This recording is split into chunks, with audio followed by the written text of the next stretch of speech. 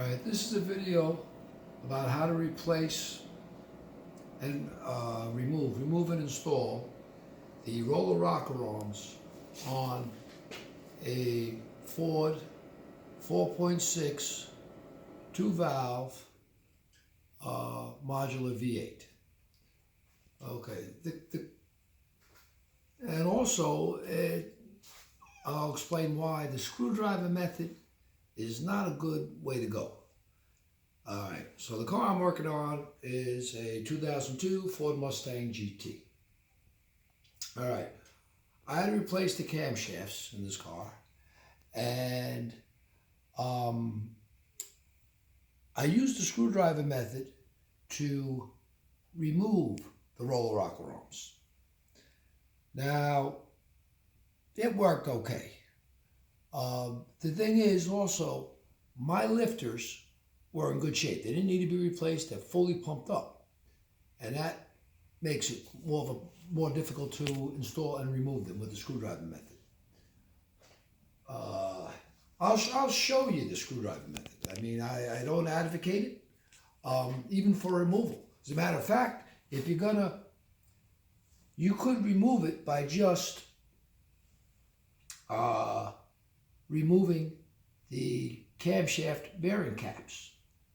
If you remove the cam, if you unbolted all the bolts evenly and carefully, make sure you loosen them up, a little at a time, evenly, you could actually remove the, if in the case of when if you're removing a camshaft, that way would be a fine way to remove it. Not a good way to install it, but an okay way to remove it. But anyway, let me show you the screwdriver method.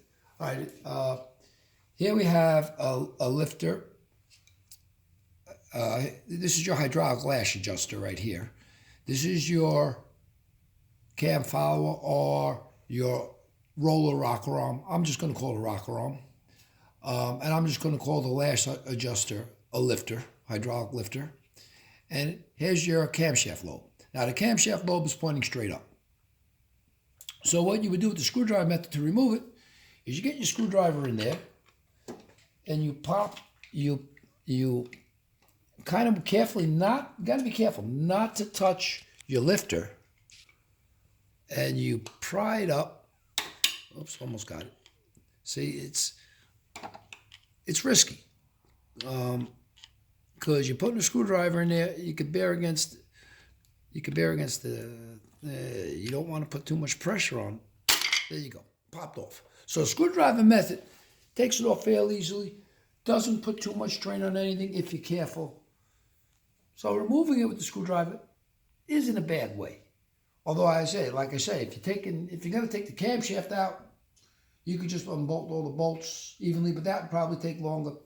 It's up to you. I mean, it gets a little harder to do it when you get back here towards the back of the engine, getting the screwdriver in there, but it's doable. Now, here's the thing. Putting it back in with the screwdriver is not good. And I'll tell you why. It can be done, but it's not good. First of all right, so to put it back in with the screwdriver method, you would take your roller rocker arm, and you got two ends to it. This end here with the ball socket goes on the lash adjuster. This end with the slot goes on your valve stem. You have to put this end on first, no matter whatever method you use. This end has to go on first. So you have to put the slot on your valve stem. So you go in there, if you can follow my fingers here, you go in there, and down here, I mean, maybe we can get at this angle. You can see I'm going to point the screwdriver to the valve stem. It's on this side. So there's the valve stem. Yeah, I have this. There is the valve stem right there. Okay, so you get the. I'm coming from the top. We'll stay here with the view. I'm coming from the top down, and I get this the groove on the valve stem. Then I take my other finger, hold it in place, swing it over, and get it here. Then I push it here. Now, I'm in position. It's kind of staying there. It's not going to go anywhere. Now, here's the thing that's no good. Here you take the screwdriver, all right, and to put it back on, you have to put the screwdriver between your cam lobe and the protrusion on the lifter here, and you have to pry it forwards. Now, when you're doing this, you can get so far, and then you hit the cage. Now, you'd have to still exert a considerable amount of force to get it to pop over the lifter. Now, if this lifter wasn't fully pumped, it might be no problem at all. But since this lifter is fully pumped up, it's going to take a considerable amount of pressure, and you're going to put pressure on your bearing cap cage. That's not a good thing, because if you damage this bearing cap cage, you'd have to replace the head because they're matched to the head. You can't buy these. I guess you could get one from a junkyard, but then you'd have to get the head. Then you'd have to get a line board, so you'd have to take the head out, find some place you can get a line board, and lots of luck finding a machine shop that can line bore a 4.6 liter head. If there any exist, they're few and far between. I know in my area there is no machine shop that can do it. Anyway, so however the case, you don't want to damage this.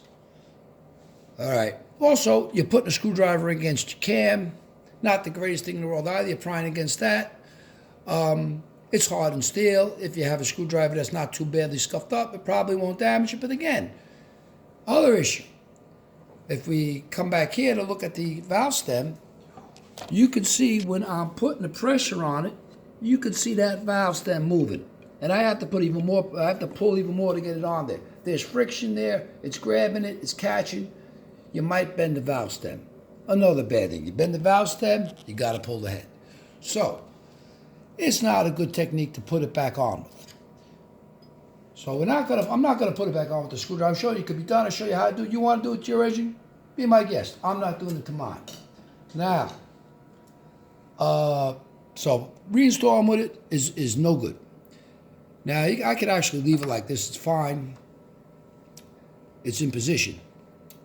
The other technique of putting it back on, which actually some high-performance cam companies recommend, I wouldn't do it that way either,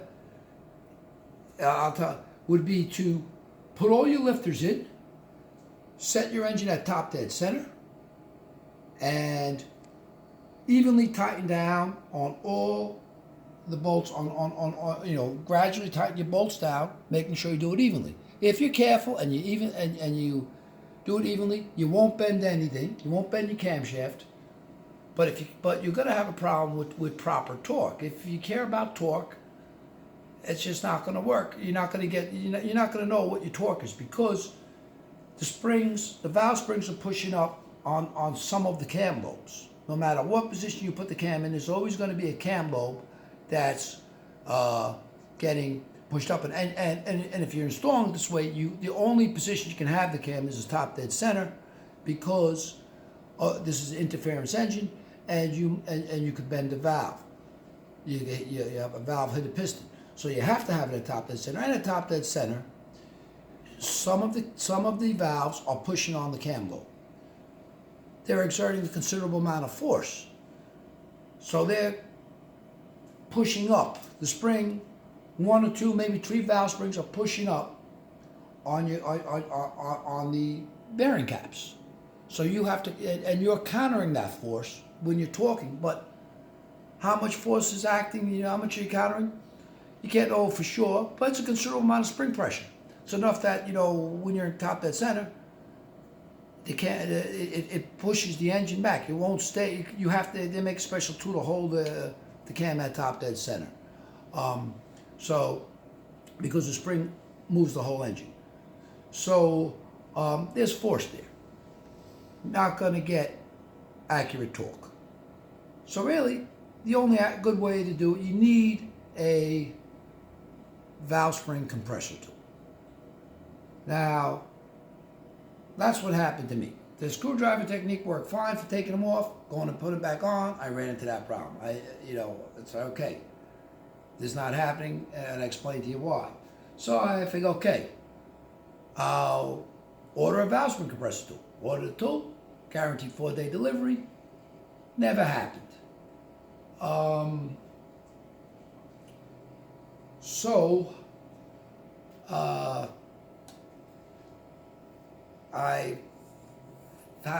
have to find another vendor to order from. I figure, all right, I've got another 4 days, and maybe I won't get it from him either. So I wound up having to make a tool.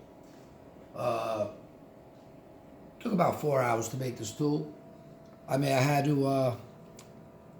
What I did was I looked at the Ford OEM tool, and then I had access to my engine. I made a cardboard template, and then to get my angles right, and then I fabricated the tool. This tool is made out of 1/2-inch thick steel for the main body. The saddle portion is made out of 1/8-inch thick steel. It's through bolted with 2 1032 bolts. The foot is made out of 1/4-inch steel, and it is hinged with a 632 bolt.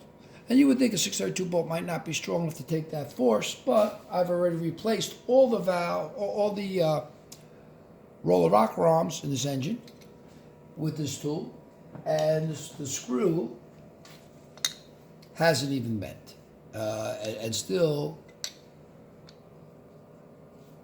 runs. It's just, without any problem. The screw's not bent at all. All right, now the screw is drilled and tapped. Actually, it's drilled and tapped through the saddle and through the side plates. So that way I didn't have to, kept the hole to a minimum size on this 1/4-inch steel. All right, basically it's a 1/8 hole.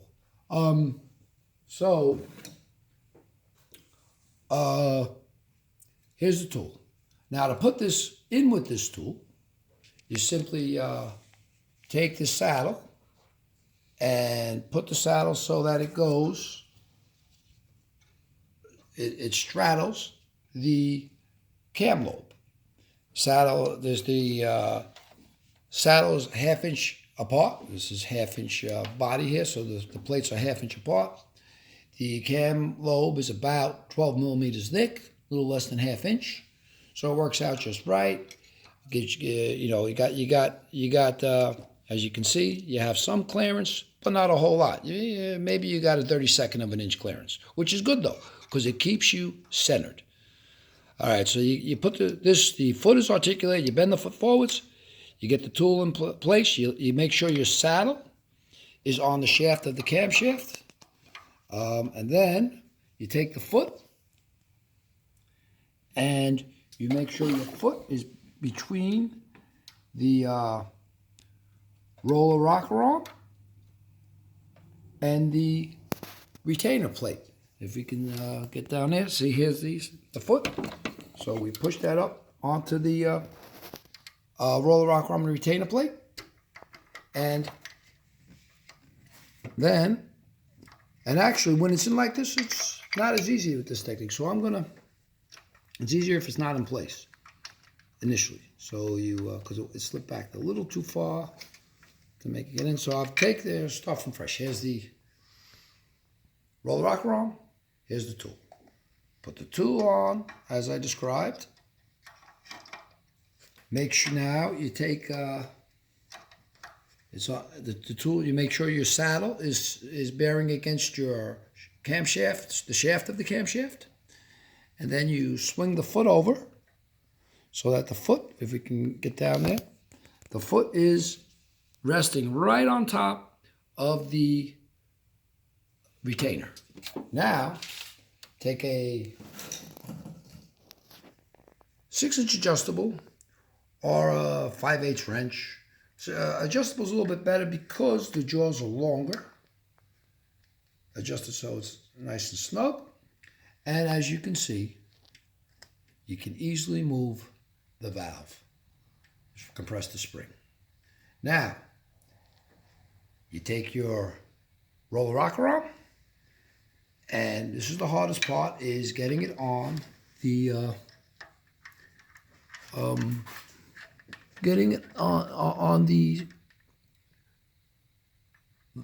the valve stem. So there you go, on the valve stem. Then you pull back, swing it over, swing it over, and it's in position. Then, while still keeping the valve spring compressed, you pull it forwards so that the ball socket sits right on top of your hydraulic lash adjuster. Release it and you're in. It's that simple to put it in. To remove it is even easier.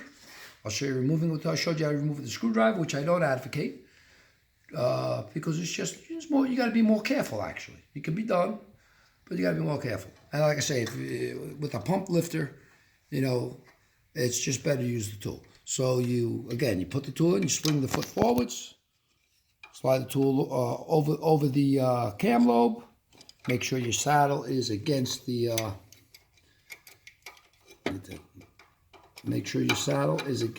shaft. Take your foot, swing the foot onto the retainer between your roller rocker and and resting on the retainer, the valve spring retainer. Take your wrench, push down, and just take it out. So it comes out really easy. Now to put it back in again, we already showed you that. We'll do it again because I got to put this engine back together. Can't leave it out anyway.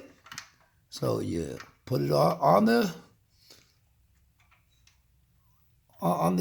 first it went on the valve stem, and now we're in position. We move it forwards so it's sitting on the hydraulic lash adjuster, and it's done. Take your tool out, it's done. It's that easy. Now, there is nothing revolutionary about this tool. I made it out of necessity because I didn't want to wait another 4 days, but it works very well. And when I was looking at the review, you could get this tool, you know, on Amazon. I think they go from $30 to around $220, $250 if you get them from a Ford dealer. Now, what's better about this tool is this tool's made out of steel. The Ford tool's probably made out of steel too, I would imagine. At that price, it better be. But the ones on Amazon, I was reading reviews. Some people saying they snapped, broke on their third or sixth valve. Probably made out of pot metal. The other thing about this tool, if you're just doing a cam swap and you don't need to replace the valve stem seals or change the springs, then you're better off with a foot that sits right on top of the retainer keys or keepers. This foot is cut out so it goes right over it just fits over the valve stem. So it goes over the valve stem and sits right on top of the keepers, so it holds the keepers in place.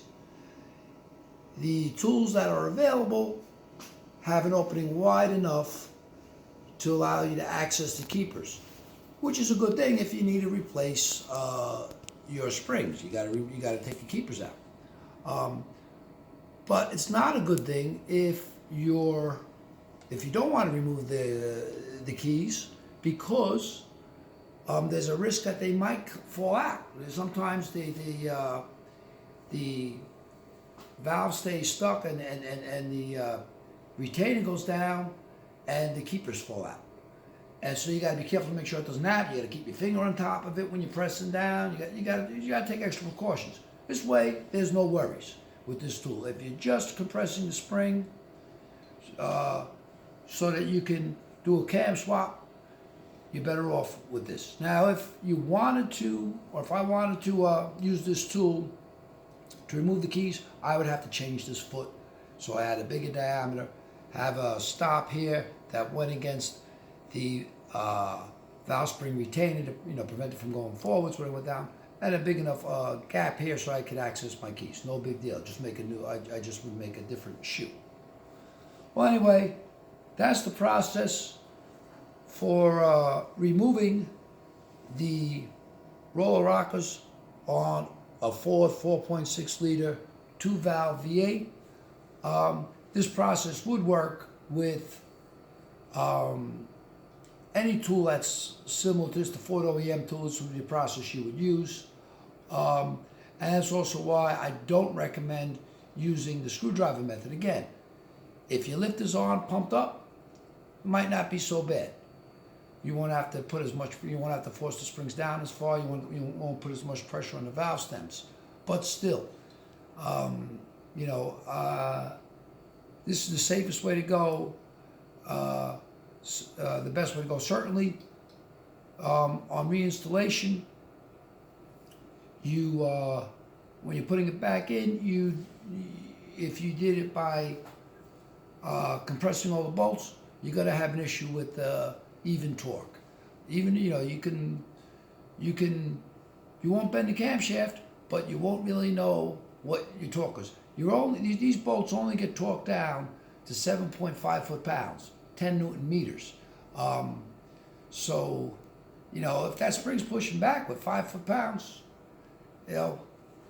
I'm guessing, I don't know, but if it's 2 foot-pounds, whatever it is you definitely have an opposing force that's going to affect your torque. So, if you care about torque, that's not the way to go. Well, anyway, hope this video helped you, and that's basically it. All right.